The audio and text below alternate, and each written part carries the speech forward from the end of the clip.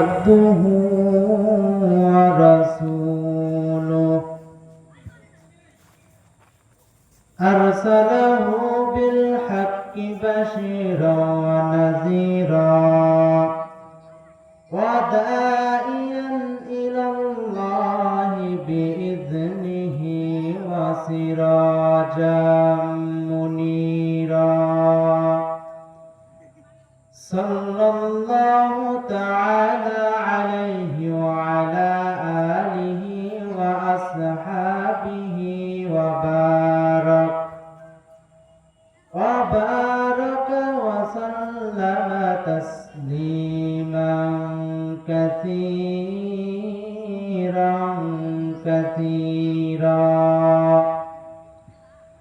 أما بعد فأعوذ بالله من الشيطان الرجيم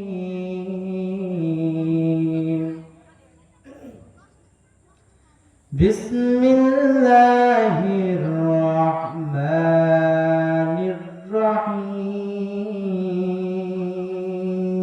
الرحيم أفحسبتم أنما خلقناكم عبثا وأنكم إلينا لا ترجعون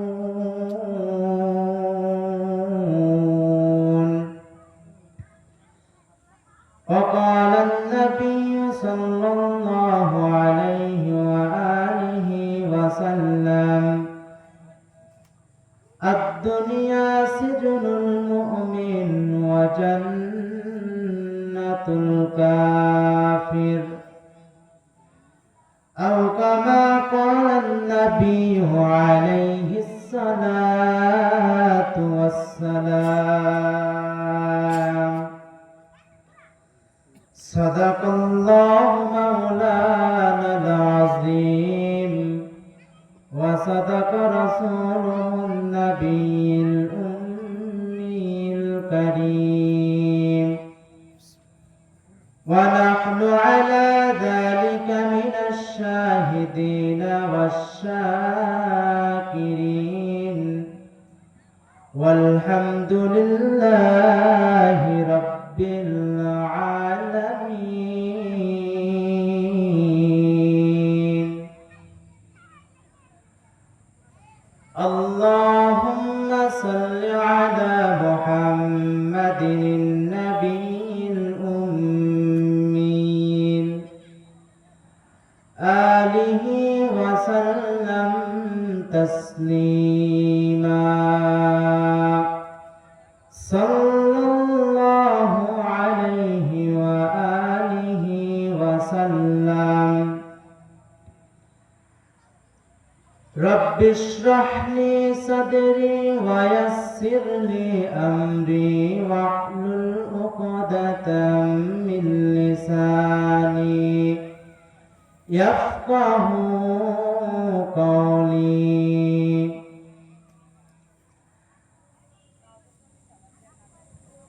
مقبول تو ہے شاج ہے قابل تو بہت ہے مقبول تو ہے شاج ہے قابل تو بہت ہے ऐना के मनंदी तो नहीं दिल तो बहुत है ऐना के मनंदी तो नहीं दिल तो बहुत है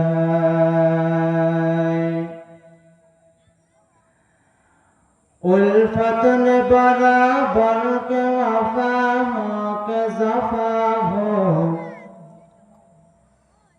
उल्फत ने बराबर के वफा हो के ज़फ़ा हो हर चीज़ में लज्जत है अगर दिल में मज़ा हो हर चीज़ में लज्जत है अगर दिल में मज़ा हो एक चश्म जदन गाफिल अज़ा शाह नबाशी एक चश्म जदन गाफिल अज़ा शाह नबाशी शायद के निगाहों के नदागाह नबाशी शायद के निगाहों के नदागाह नबाशी।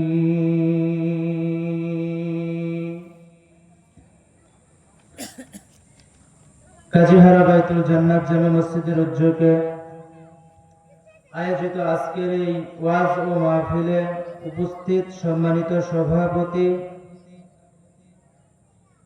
সম্মানিত প্রধান অতিথি, বিশেষ অতিথিবৃন্দ,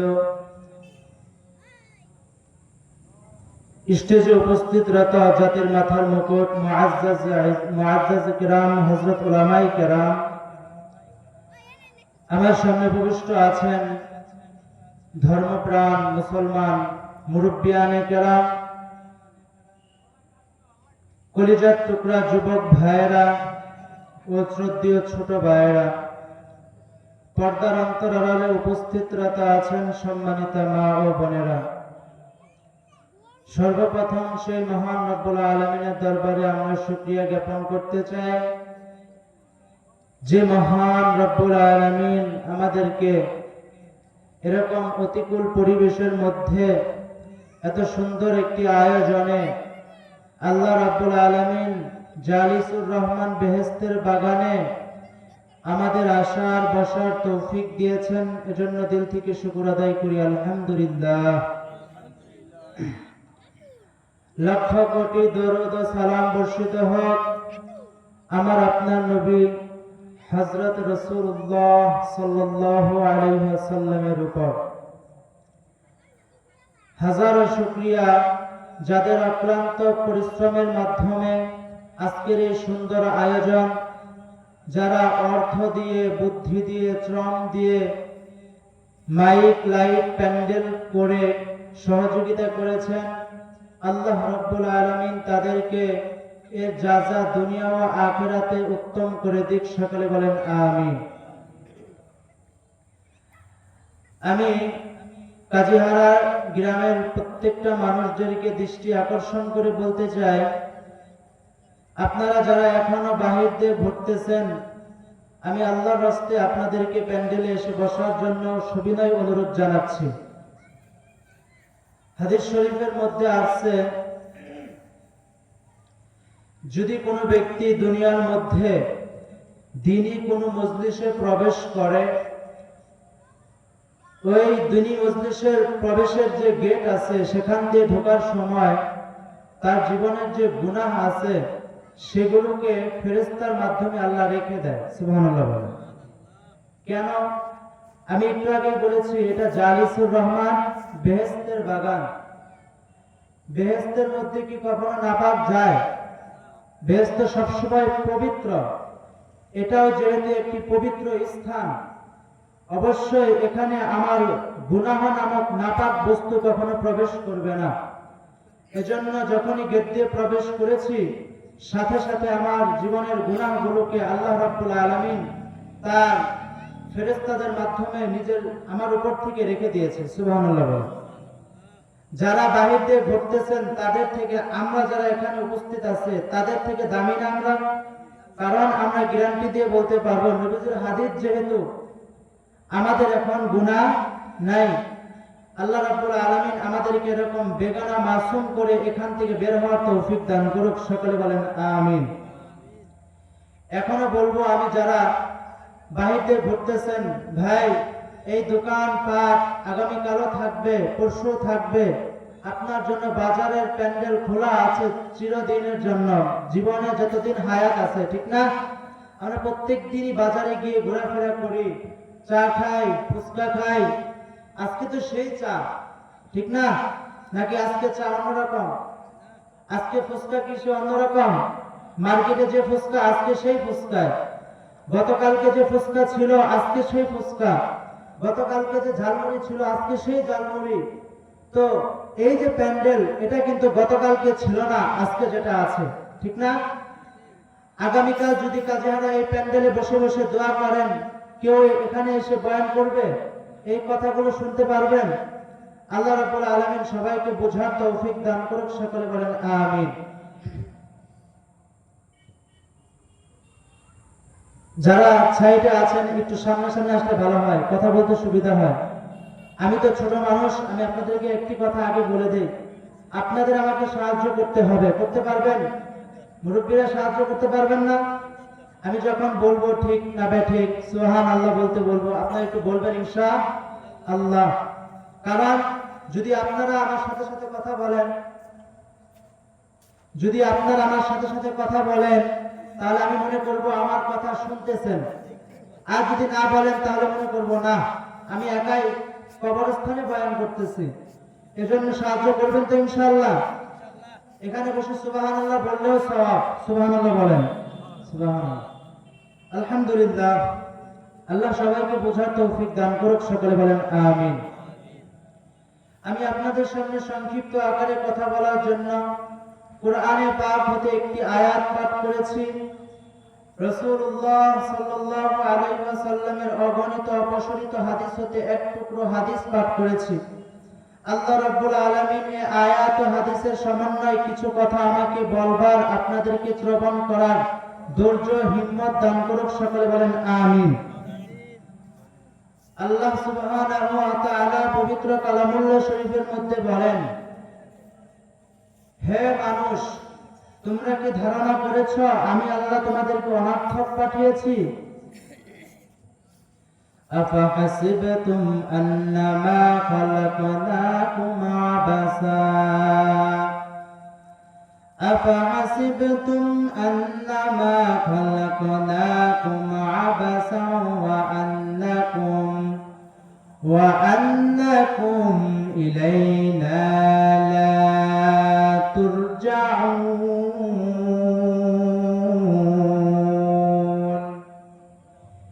কালামে জিন্দা কুরআনে হাকিম হিকমতে উলায়া জালাসতু কাদিম জামিউল ইলমি ফিল কুরআনে হাকিম তাকাসারাত আনহু আফহামুর রিজালি। আল্লাহ রাব্বুল আলামিন ডেকে বলেন, হে মানুষ, তোমরা কি ধারণা করেছ আমি আল্লাহ তোমাদেরকে অনর্থক পাঠিয়েছি? এ মানুষ, তোমরা কি ধারণা করেছ আমি আল্লাহর কাছে তোমাদের আর ফিরতে হবে না? না না, এর দুনিয়ার মানুষ, তুমি আর কত বড় বাহাদুর! তোমার থেকে হাজার হাজার গুণ বাহাদুর শুধু বাংলাদেশ নয়, গোটা বিশ্বের সমস্ত বাহাদুরদেরকে যদি এক পালায় ওজন দেওয়া হয়, অপর পালায় যদি নমরুদের বাহাদুরকে ওজন দেওয়া হয়, ইতিহাস জানা থাকলে আওয়াজ দিয়ে বলেন কার বাহাদুরি ভারী হবে? নমরুদের বাহাদুরি ভারী হবে। এই নমরুদকে আল্লাহ তাআলা ধ্বংস করেছেন কি করেন নাই? করেন নাই? কে সেই নমরুদ? যে নমরুদ আওয়াজ তুলে বললেন আমি আল্লাহকেই রাখবো না, নাউজুবিল্লাহ, আল্লাহকে মেরে ফেলবো। আল্লাহকে মারার জন্য নমরুদ রাস্তা বের হইলেন। এই এত বড় বাহাদুর নমরুদকে আমার আল্লাহ ধ্বংস করেছেন সামান্যতম একটি মাখলুক, মশা, তাও অসুস্থ ল্যাংড়া মশার দ্বারাই নমরুদের মতো বেঈমানকে আল্লাহ শায়েস্তা করেছেন। সুবহানাল্লাহ। যে আল্লাহ ওই নমরুদকে ল্যাংড়া মশার মাধ্যমে শায়েস্তা করতে পারলেন, ওই আল্লাহর ক্ষমতা আজ নাই? নাই। আল্লাহ রাব্বুল আলামিন বলেন, হে মানুষ, তুমি কি ধারণা করেছ আমি আল্লাহ তোমাদেরকে অনর্থক পাঠিয়েছি? দুনিয়ার কোন মানুষ কোনো কিছু অনর্থক করে না, করেনি।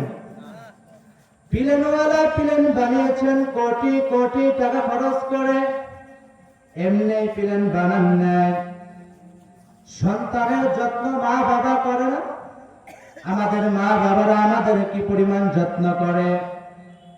নিজে না খেয়ে সন্তানকে খাওয়ায়, নিজের জামা পুড়ে পুরাতন হয়ে ছিঁড়ে যায়, নিজের জামা কেনার কোনো খবর নাই, সন্তানের জন্য জামা কেনার জন্য বাবা মা পাগল হয়ে যায়, ঠিক কিনা? এই যে মা বাবা সন্তানের এত সেবা যত্ন করতেছে, কেন করতেছে? এমনি এমনি করে? আওয়াজ দিয়ে বলেন, এই সন্তানগুলোকে মা বাবা এত যত্ন করে কেন করে? একদিন বড় হয়ে মা এই সন্তান যখন বড় একজন ডাক্তার হবে, মানুষগুলো যখন বলবে ওই যে দেখো একজন বড় ডাক্তারের বাবা, ঠিক কিনা? এই সন্তান যখন বড় হয়ে একজন বড় প্রফেসর হবে, মানুষ ডেকে ডেকে বলবে হে দেখো প্রফেসরের বাবা। এই সন্তানগুলো যখন একজন বড় আলেম হবে, মানুষ ডেকে বলবে অমুক একজন দেখো আলেমের বাবা, ঠিক কিনা? এক পর্যায়ে আমার হাত চলবে না, পা চলবে না, ওই সময় আমার এই সন্তান আমাকে দেখশোনা করবে। যখন আমার মৃত্যু হয়ে যাবে, আমার এই সন্তানগুলো, আমার সন্তান আমার লাশটাকে কাঁধে নিয়ে কবরে রেখে আসবে। দুনিয়ার আর কেউ মনে করো আর না করো, আমার সন্তান প্রত্যেক জুমায় বয়ানে গিয়ে গিয়ে মা বাবার কথা স্মরণ করে আল্লাহর কাছে কান্না করবে। প্লেনওয়ালা প্লেন বানিয়েছে কেন? কোটি কোটি টাকা খরচ করে প্লেন বানিয়েছেন, অনর্থক বানান নাই। কেন বানিয়েছেন?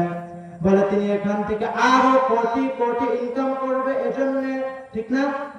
আল্লাহ রাব্বুল আলামিন বলেন, এ দুনিয়ার মানুষ তোমরা কি ধারণা করেছো আমি আল্লাহ তোমাদেরকে অনর্থক পাঠিয়েছি? না না, একটু আলোচনায় যাওয়ার আগে কথাগুলো ভালো করে বুঝেন। দুনিয়ার মানুষ কোনো কিছু অনর্থক করে না, বিনিময়ে আমরা পাইলাম, নিজের সাধ্য আছে, ঠিক না? আল্লাহ রাব্বুল আলামিন আমাদেরকে অনর্থক বানান নাই, বিনিময়ে কি আল্লাহর সাধ্য নাকি? আল্লাহর কোনো সাধ্য আছে? আচ্ছা কথাগুলো বুঝেন। আল্লাহ রাব্বুল আলামিনের ইবাদত, আল্লাহর হুকুম যদি শুধু কাজী হারা না, গোটা বিশ্বের সমস্ত মানুষ যদি একত্রিত হয়ে যায়, আর সব মানুষগুলো যদি একত্রিত হয়ে আজ থেকে আল্লাহর ইবাদত শুরু করে দেয়, একটু আওয়াজ দিয়ে বলেন আল্লাহর রহমত কি বাড়বে নাকি? বাড়বে? বাড়বে না। আল্লাহর রহমত যেরকম আছে ঠিক সেরকমই থাকবে। দুনিয়ার সমস্ত মানুষ, শুধু বাংলাদেশ নয়, গোটা বিশ্বের মানুষ যদি একত্রিত হয়ে যায়, আজ গিয়া যদি আল্লাহর বিরোধিতা কাজ করে, আল্লাহর হুকুম না মেনে আল্লাহর সাথে নাফরমানি করে, আল্লাহর এক ফোঁটা রহমত কি কমে যাবে নাকি?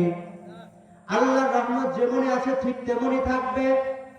তবে আল্লাহ রাব্বুল আলামিন বললেন, এ মানুষের দল, আমি আল্লাহ তোমাদেরকে অনর্থক পাঠাই নাই। কেন পাঠিয়েছি? আল্লাহ রাব্বুল আলামিন কোরআনে এক আয়াতে বলেন, ওয়ামা খালাকাতুল জিন্না ওয়াল ইনসা ইল্লা ওয়ামা খালাকাতুল জিন্না ওয়াল ইনসা ইল্লা লিয়াবুদুন। মা খালাকাতুল জিন্না ওয়াল ইনসি বিহা জুজ ইবাদাত আল্লাহ রাব্বুল আলামিন বলেন, হে দুনিয়ার মানুষ এবং জিন, আমি তোমাদেরকে আমার ইবাদতের জন্য বানিয়েছি। সুবহানাল্লাহ বলেন। আল্লাহ কিন্তু বলেন না, কথা বুঝতেছেন আপনারা? এদিকে মনোযোগী হন। আল্লাহ কিন্তু একবারের জন্য বলেন না, হে জঙ্গলের প্রাণী তোমাদেরকে আমি আল্লাহ খাওয়াই। জঙ্গলের প্রাণীকে কে খাওয়ায়? আল্লাহ খাওয়ায় না? হে জঙ্গলের প্রাণী তোমাদেরকে আমি আল্লাহ খাওয়াই, তোমাদের সব কিছু আমি আল্লাহ করি, বিনিময়ে আমার ইবাদত করো। আল্লাহ বলেন নাই? আল্লাহ বলেন নাই হে সমুদ্রের প্রাণী তোমাদেরকে আমি আল্লাহ খাওয়াই, এর বিনিময়ে তোমরা আমার ইবাদত করো। আল্লাহ বলেছেন, এ মানুষের দল, তোমরা আমি আল্লাহর ইবাদত করো। এখানে একটা সংজ্ঞা পাওয়া যায়। মানুষ কাদেরকে বলে? যারা আল্লাহর ইবাদত করবে। যারা আল্লাহর ইবাদত করবে না, তারা কখনো মানুষের কাতারে পড়বে না, তারা ওই চতুষ্পদ প্রাণীদের কাতারেই পড়ে যায়। আল্লাহ রাব্বুল আলামিন বলেন, হে মানুষ, তোমরা কি ধারণা করেছো আমি আল্লাহ তোমাদেরকে অনর্থক পাঠিয়েছি? না না, আমি আল্লাহ তোমাদেরকে অনর্থক পাঠাই নাই। কেন পাঠিয়েছি আল্লাহ বলেন, আমার ইবাদতের জন্য পাঠিয়েছি। একমাত্র কার ইবাদত? বলেন, আওয়াজ দিয়ে বলেন, ইবাদত একমাত্র কার? আল্লাহর ইবাদতের জন্য আমাদেরকে পাঠিয়েছেন। আল্লাহর ইবাদত গুলো আমাদের জানতে হবে কি হবে না? হবে তো।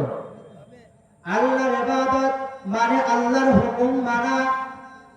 আল্লাহ রাব্বুল আলামিন সর্বপ্রথম বলেছেন, এ মানুষ, আল্লাহ রাব্বুল আলামিন মানুষকে বলেন, তোমরা আমার ইবাদত করবা। আল্লাহর ইবাদত করা মানে হচ্ছে আল্লাহর হুকুমগুলোকে মানা। আল্লাহর হুকুম হচ্ছে ঈমানটা আনা, ঠিক কিনা? ঈমান আনা কি আনা না? ঈমান আনা। আল্লাহকে দেখি নাই, আল্লাহর প্রতি বিশ্বাস রাখা আমার জন্য দায়িত্ব, ঠিক কিনা? আল্লাহর হুকুম মানা আমার জন্য দায়িত্ব কি দায়িত্ব না? আমার জন্য ঈমান আনা দায়িত্ব। ঈমান যদি আনতে পারেন, আল্লাহ রাব্বুল আলামিনের হুকুম ইবাদত গুলো আমরা ঠিকমতো করতে পারবো, ঠিক কিনা? ঈমান যদি কোনো ব্যক্তি আনে, দুনিয়াতে পথ চলা বড় কঠিন হবে। পয়গম্বর আলাইহিস সালাতু ওয়াস সালাম হাদিস শরীফের মধ্যে বলেন, قال النبي صلى الله عليه وآله وسلم الدنيا سجن المؤمن وجنة الكافر। হে দুনিয়ার মুমিনের দল, তোমাদের জন্য দুনিয়াটা কয়েদখানা। মুমিনের জন্য কি? বেঈমানের জন্য দুনিয়াটা হলো বালাখানা। কয়েদখানার মধ্যে বড় লোকের সন্তান থাকে কি থাকে না? গরিবের সন্তান থাকে কি থাকে না? আইন কিন্তু সবার জন্য সমান, ঠিক কিনা? বেঈমান দুনিয়ার মধ্যে যখন যা ইচ্ছা তাই করতে পারবে। বেঈমানের জন্য দুনিয়াটা হচ্ছে বালাখানা। হে ঈমানদার, যদি তোমরা নিজেকে ঈমানদার দাবি করো, নিজেকে একটা কয়েদখানার মধ্যে লিপ্ত করে ফেলো। কেমন কয়েদখানা? জেলার সাহেব যখন বলবে, এ আসামি আর ঘুম আসতে পারবি না, আর কোন আসামির ঘুম আসার সুযোগ নাই, আছে নাকি? হে ঈমানদার, যদি নিজেকে ঈমানদার দাবি করতে চাও, আল্লাহ তাআলা হুকুম দিলেন ফজরের আযানের সময়, আসসালাতু খায়রুম মিনান নাওম, আসো বান্দা মসজিদে আসো, ঘুম হইতে নামাজ পড়ো। ঈমানদার যদি হয়ে যাও, আল্লাহর হুকুম পাওয়ার সাথে সাথে বিছানায় থাকতে পারবা না, আল্লাহর হুকুমের জন্য মসজিদে চলে আসবে। আর যদি বেঈমান হও, কারণ নবী বলেছেন বেঈমানের জন্য দুনিয়াটা হচ্ছে বালাখানা। যখন যা ইচ্ছা তাই করতে পারবে, কোনো নিষেধাজ্ঞা নাই। জান্নাতের মধ্যে কোনো নিষেধাজ্ঞা নাই, কোনো নিষেধাজ্ঞা নাই। বেঈমানকে আল্লাহ ডাক দিলেন, হে বান্দা, হে ঈমানদার, মসজিদে চলে আসো। ঈমানদার মসজিদে চলে আসবে। আর যারা ঈমানদার না, বেঈমান, তারা নিজেদের ইচ্ছা মতো মন যা চায় তাই করবে, ঠিক কিনা? ঈমানদারকে আল্লাহ তাআলা ডেকে বললেন, কুতিবা আলাইকুমুস সিয়াম, হে ঈমানদারগণ, তোমরা রমজানের রোজা রাখো। হে কাজীহারার মুসলমান, আপনারা যারা এখানে ঈমানদার দাবি করতে চান, আল্লাহ নিষেধ করেছেন রমজানের দিনের বেলায় আর খাবার খাবি না। যদি কোনো আল্লাহর বান্দা দিনের বেলায় খাবার খায়, সে কখনো ঈমানদার হবে না, সে বেঈমানের কাতারে পড়ে যায়, ঠিক কিনা? বলেন, এখন তো আমি আমার ক্ষমতার জুড়ে বলতে পারি আমি তো মুমিন। আপনি ক্ষমতার জুড়ে আপনার পন্থায় বলতে পারবেন, শরিয়ার মতো আপনি কখনোই মুমিন হতে পারবেন না। কারণ মুমিনের জন্য দুনিয়াতে আল্লাহর হুকুম পরিপূর্ণ মেনে চলতে হবে, ঠিক কিনা? এ নবীর উম্মতের দল, দুনিয়ার জেলখানার মধ্যে, দুনিয়ার জেলখানার মধ্যে আসামি যেমন যখন ইচ্ছা তখন যা মনে চায় তাই করতে পারে না। যখন ইচ্ছা তখন ঘুরতে চাইতে মন চায়, ঘুরতে পারে না। যখন ইচ্ছা যখন মনে চায় খাবার খেতে চায়, তা খেতে পারে না। যখন যা ইচ্ছা মনে চায় গান বাজনা শুনতে চায়, কিন্তু শুনতে পারে না। এ ঈমানদারগণ, তোমারও দুনিয়ার মধ্যে যখন ইচ্ছা তখন ঘুরতে মনে চাবে, যদি ইমানদারের কাতারে যেতে চাও তাহলে যখন ইচ্ছা তখন আর ঘুরতে মনে যাবে না।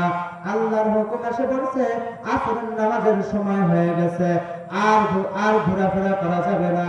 আল্লাহর হুকুম আদায়ের জন্য মসজিদে চলে যেতে হবে। আল্লাহর হুকুম এসে গেছে মাগরিবের নামাজ, আর ঘোরাফেরা করব না। আল্লাহর হুকুম আদায়ের জন্য চলে আসবো মসজিদে, ঠিক কিনা? আর যদি বেঈমান হন তাহলে আপনার জন্য কোনো বয়ান নাই, আপনার জন্য ঘোরাফেরাটাই হলো পারফেক্ট। কারণ বেঈমানের জন্য দুনিয়াটা জান্নাত, জান্নাতে কোনো নিষেধাজ্ঞা, বলেন নিষেধাজ্ঞা নাই, জান্নাতে কোনো নিষেধাজ্ঞা নাই, সব যা চায় তাই করতে পারবে। আর হে কাজিহারার মুসলমান, দুনিয়াটা বেঈমানদের জন্য বালাখানা, মুমিনের জন্য হলো জান্নাত, ঠিক কিনা? আর যাদের জন্য দুনিয়াটা হলো বালাখানা তাদের জন্য মৃত্যুর পরে জাহান্নাম। আর যাদের জন্য অল্প সময়ের এই দুনিয়াটা যারা কয়েকখানার মধ্যে লিপ্ত করে নিতে পারবে, আল্লাহ রাব্বুল আলামিন মৃত্যুর সাথে সাথে চিরস্থায়ী জান্নাত তাদেরকে দান করবে। সুবহানাল্লাহ। সম্মানিত হাজির, আমি আপনাদের উদ্দেশ্য করে বলতে চাই, যাদের কানে মাইকের আওয়াজ যাইতেছে তাদেরকেও বলতে চাই, এখানে অনেক মানুষ আছেন যাদের কানে আওয়াজ যাইতেছে, অনেক আছেন যারা মাগরিবের নামাজটাও পড়েন নাই, আছে না এরকম? এসাও পড়বে না নিয়ত করে রাখছে, আর মাহফিল শেষ করে বাড়ি যাবে, ফজর তো পড়বেই না, ঠিক না? আল্লাহ রাব্বুল আলামিন এই যে মাহফিল থেকে আমরা কি শিক্ষা নিব? এখান থেকে আমরা শিক্ষা এটাই নিব যে নিজেদের জীবনে কিছু আমল ত্রুটি আছে সেগুলো এখান থেকে নিয়ে যাবো ইনশাআল্লাহ। সংক্ষিপ্ত আকারে আমি খুব অল্প কিছু কথা বললাম। আল্লাহ রাব্বুল আলামিন এই কথাগুলোর উপর আমাদের সবাইকে আমল করার তৌফিক দান করুক, সকলে বলেন আমিন। ওয়া আখিরু দাওয়ানা আলহামদুলিল্লাহি রাব্বিল আলামিন। আসসালামু আলাইকুম ওয়া রাহমাতুল্লাহ। আলহামদুলিল্লাহ, আমাদের মসজিদের ইমাম সাহেব খুব গুরুত্বপূর্ণ তাকরীর করতেছিলেন। সময় স্বল্পতার কারণে আর সময় দেওয়া গেল না। আমরা সকলে বলি আলহামদুলিল্লাহ, আমরা সকলে আবার খুশি দিলে বলি আলহামদুলিল্লাহ। আমাদের প্রধান বক্তা, প্রধান মেহমান, আমাদের দ্বিতীয় মেহমান, তিনারা পাকুল্লা এসে উপস্থিত হয়েছে, সকলে বলি আলহামদুলিল্লাহ। আমাদের প্রধান মেহমান এবং দ্বিতীয় মেহমান আমাদের খুবই নিকটবর্তী, আমাদের মাঝে আসবেন। এখনো যারা আমরা রাস্তাঘাটে ঘোরাফেরা করতেছি